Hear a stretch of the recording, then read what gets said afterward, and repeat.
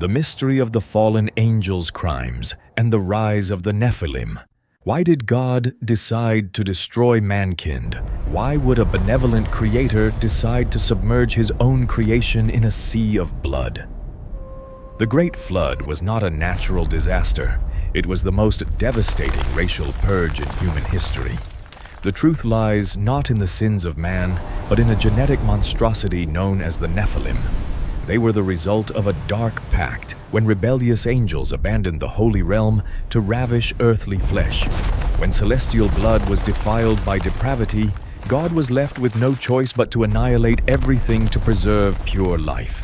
The mystery of the fallen angels' crimes and the rise of the Nephilim will be revealed right now. The sky did not collapse in silence. It tore open with an earth-shattering roar. It was not the thunder of an ordinary storm, but the sound of the fabric of space breaking under the hand of the Creator.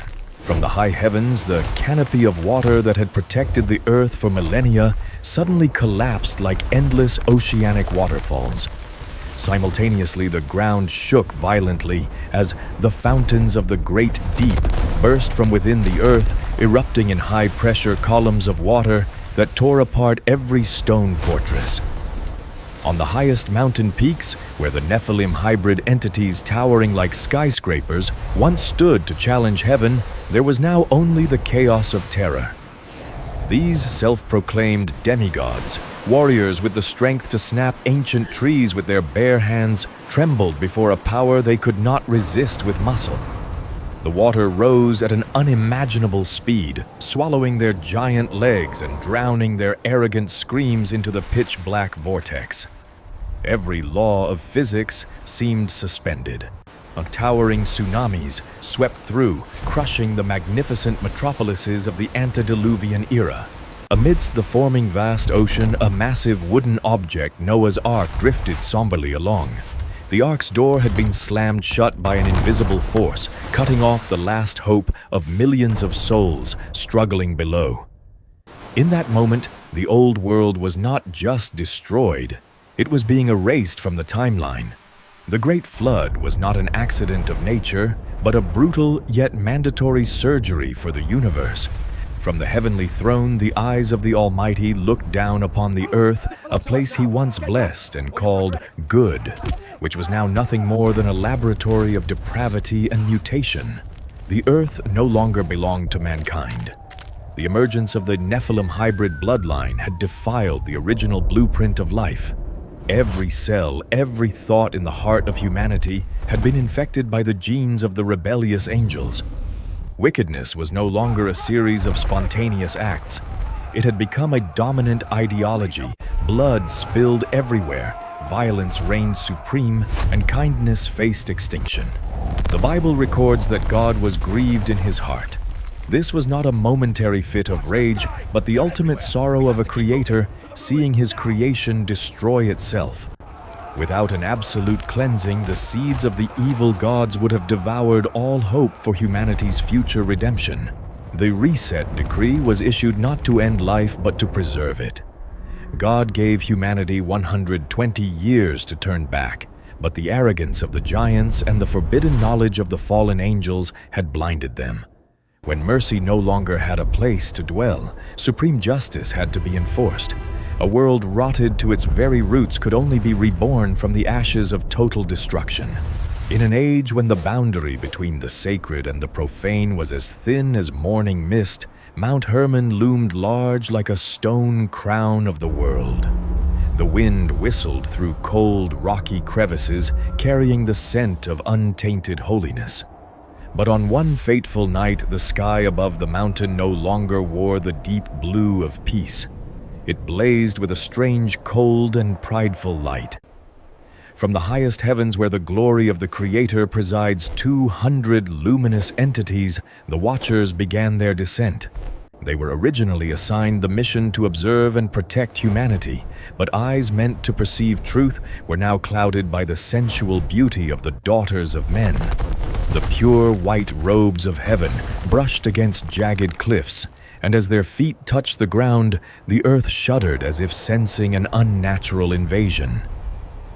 Amidst the stifling silence of the mountains and forests, Semyaza the leader, with eyes burning with rebellion, stepped onto a high rock.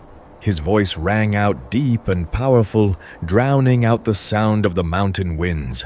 "I fear that you will not indeed agree to do this deed, and I alone shall have to pay the penalty of a great sin." It was the moment of choice. 200 angels looked down at the distant valleys where the fires of human tribes flickered and beautiful women sang. The lust for flesh triumphed over loyalty to heaven. They did not fall because of weakness. They fell by choice. On Mount Hermon that night, a dark pact was sealed with mutual imprecations. They bound each other to an irreversible destiny. If one betrays, all shall perish together. One by one, the angels stepped forward, placing their luminous hands upon the cold stone, swearing to abandon their eternal wings in exchange for the fleeting warmth of the mortal world. As the final vow fell silent, a bolt of lightning tore through the night, not as a blessing, but as a mark of abandonment. The Watchers began to shed their spiritual essence to don material forms, heavy bodies full of sensation. They descended from the mountain peak, bringing celestial wisdom to seduce and conquer, sowing the first seeds of genetic chaos. The world slept soundly that night, unaware that the gods entering their homes were not there to bring life, but to usher in an era of bloodthirsty monstrosities. As the footsteps of the Watchers left Mount Hermon to enter the valleys of men, a somber atmosphere shrouded all things. This was no longer a visitation of angels bearing good news, but a silent yet devastating biological invasion. The beings of light now took on male forms of magnificent, haunting beauty, leading humans to mistake them for gods of the lower world. The forbidden union began. Celestial blood carrying the eternal energy of the realm of creation was forced to mingle with the finite blood of earthly flesh. This was not merely a physical union, but an unprecedented disruption of the genetic code. Descriptions of pregnant women during that time are a genetic nightmare. The fetuses in their wombs did not develop according to natural laws. They grew with abnormal speed, absorbing the life force and nutrients of the mothers to the point of exhaustion. Screams of agony echoed in thatched huts as frail human bodies buckled under the strain of containing entities whose nature exceeded the limits of biological endurance. And then the first children were born. They did not cry the cry of infants. They roared with sounds that made skin crawl. These were the Nephilim, the hybrid giants. Imagine a world where children grew like weeds, standing as tall as ancient trees in just a few years. Their bodies were rippling with muscle, their eyes glowing with the cold light of their fathers, the fallen angels, yet they possessed the greed and brutality of the flesh. Standing dozens of meters tall, every footstep of a Nephilim shook the ground, and their roars sent animals fleeing in terror.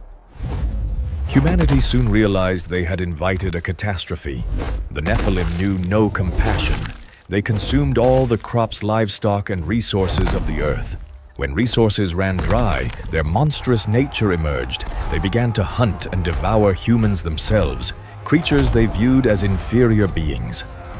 Blood began to stain the streams red, and the cries of humanity reached the heavens. The earth, once the lush garden of God, was now transformed into a massive slaughterhouse where hybrid gods reigned upon thrones of death. God's original design had been completely broken by these genetic monstrosities. While the Nephilim giants used brute force to shackle human bodies, their angelic fathers, the Watchers began a more insidious invasion, the invasion of the mind.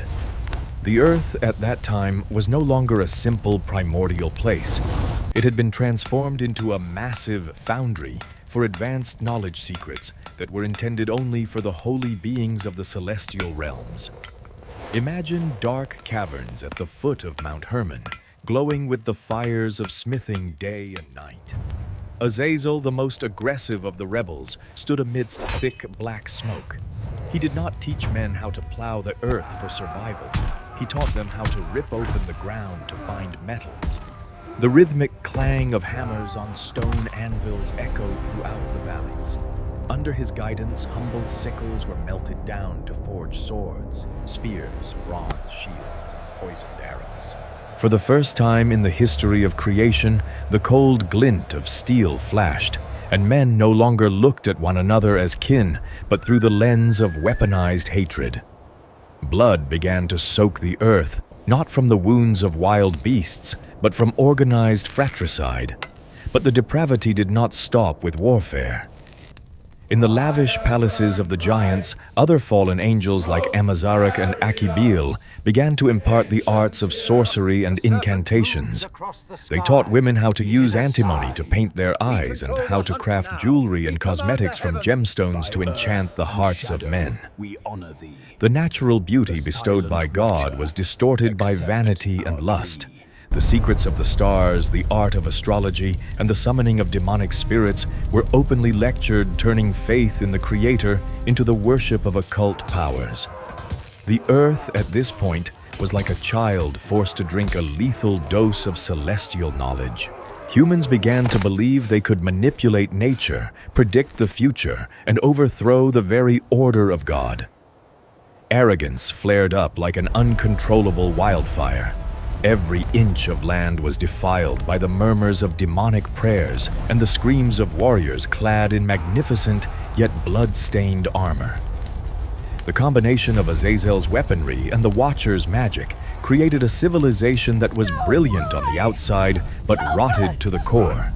Humanity had completely lost its soul to its fallen mentors. From the highest heavens, the grievances of the ravaged earth and the cries of the oppressed tore through the night, flying straight to the throne of the Almighty. The sky above the great stone cities of the Nephilim suddenly turned strange.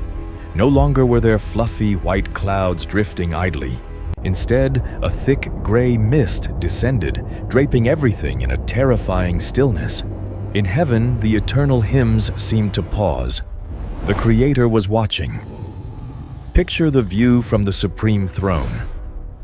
The earth was no longer the lush green jewel he once cherished. Instead, it was a sphere fractured by violence, emitting the stench of decay and fresh blood. Arrogant Nephilim stood atop pyramids, brandishing the flaming swords of Azazel to challenge the void. Humans were lost in magical dances, their bodies defiled by runic tattoos and vain ornaments. In profound heartbreak, a decree rang out, not with thunder, but with a cold, commanding authority. My spirit shall not strive with man forever, for he is indeed flesh, yet his days shall be 120 years. Genesis 6:3. It was a final grace period lasting more than a century. Amidst a world teeming with bloodthirsty giants, there was a man named Noah. Imagine him standing alone in a parched field, stone axe in hand, looking up at the silent sky. God commanded him to build a colossal ship, an act of madness in the eyes of the world at that time. The sound of Noah's hammers echoed steadily. Clang, clang, clang. Every strike was a warning, but it was met only with the mocking laughter of the depraved crowds. Towering Nephilim walked over, looking at the massive frame of gopher wood and spitting in contempt. "You senile old man, where is the water coming from that could possibly drown gods like us?" The silence of heaven during those 120 years was a spiritual torture. The archangels Michael and Gabriel stood guarding the gates of heaven, hands gripping the hilts of their swords of light, waiting for a single command. Nature also began to react. Wild beasts stopped roaring, and birds began to fly in one solitary direction toward the ark. And then the final day of the 120th year arrived. Noah and his family stepped inside. The world was still preoccupied with feasting. Banquets of flesh and strong wine continued under a murky moon. As Noah crossed the threshold of the ark, a massive, invisible hand of power descended from the void. Without a sound, the wooden door weighing dozens of tons was slammed shut and sealed by the Almighty himself. In that moment, the patience of God was exhausted. Grace vanished. An absolute silence blanketed the earth for a few brief seconds before the entire system of creation exploded. A ghastly silence fell over all creation the moment the door of Noah's Ark slammed shut. It was not pulled by human hands, but sealed by an invisible seal from heaven. Outside, the Nephilim giants were still laughing mockingly, holding cups of blood-mixed wine, looking up at the pitch-black sky with defiance. They believed that their physical strength and the magical knowledge of their fathers, the Watchers, were enough to break any law of nature. But then the earth began to shudder. Not an ordinary tremor, but the sound of the earth's spine snapping. The fountains of the great deep were broken up. Genesis 7:11. Imagine the subterranean oceans compressed by the terrifying pressure of the Creator's power suddenly erupting. The ground split into massive chasms, and columns of water, kilometers high, shot straight into the blue sky with enough force to shred boulders. The great stone cities and temples built by the Nephilim to worship evil spirits were leveled in an instant by these geysers from the deep. Simultaneously, the water canopy protecting the atmosphere, the layer of water vapor that had enveloped the earth since creation collapsed. The sky was like a giant pane of glass being shattered. Water did not fall as raindrops. It poured down like endless oceanic waterfalls.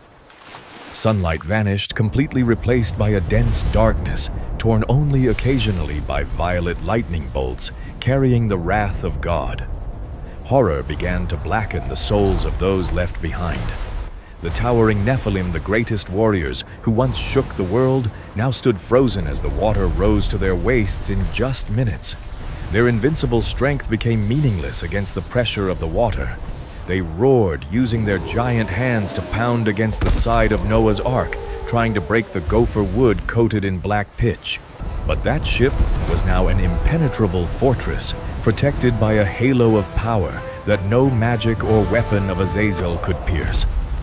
The mockery of days past was replaced by desperate screams. Cries for help rose in vain amidst the roar of water and wind. The giants began to trample one another, climbing to the highest peaks, but the water rose so fast it swallowed even the greatest structures. In that moment, humanity and the Nephilim realized a devastating truth. They were not just facing a natural disaster. They were facing the annihilating power of the one who built the universe. When he decides to wipe the slate clean, not a single crack of life can escape the net of justice. Noah's Ark began to lift off the ground, floating upon the violent waters, carrying the last seeds of a world soon to be reborn. The water no longer rose inch by inch. It surged into towering liquid ramparts that crushed all resistance. The earth was no longer a planet of continents. It was a chaotic sphere of water, shuddering under the wrath of the Almighty. Imagine the highest mountain peaks in the world, the final strongholds where the proudest Nephilim clung to life. These giants, possessing strength that could once split mountains and fill seas, now looked like helpless ants on a rotting log amidst a waterfall. They trampled over the corpses of their own kind, using brutal hands to shove human women and children into the deep currents just to seize a higher position on the last jagged rock. But God's justice had no loopholes. The water rose 15 cubits over 7 meters above the highest peaks. Not a single breath of rebellion could survive upon those waters. In the thick darkness torn apart by blood-red lightning, an even more terrifying scene unfolded in the spiritual realm. The Watchers, the fallen angels who had instigated this tragedy, witnessed the annihilation of their offspring. They howled in agony and belated regret, but from the highest heights, the archangels Michael and Gabriel descended. Fiery chains forged from unshakable holiness locked onto the treacherous angels. They were dragged ruthlessly from the defiled atmosphere and cast straight into Tartarus, the darkest abyss of hell, where the light of the Creator never reaches. Beneath the surface, the great stone cities, the libraries containing Azazel's forbidden knowledge, and the armored chariots of an era of violence were ground into dust by the water pressure. Every trace of a hybrid civilization was brutally erased. Tsunamis hundreds of meters high swept through, leveling whatever remained of human pride. In the most horrific moment, a deathly silence suddenly took hold. The screams of millions faded away, leaving only the roar of the endless ocean and the relentless downpour that lasted 40 days and nights. The earth had returned to its primordial state, a dark void covered by water, just as it was before God said, "Let there be light." Noah's Ark, tiny yet enveloped by a powerful seal, drifted lonely upon that vast expanse of water.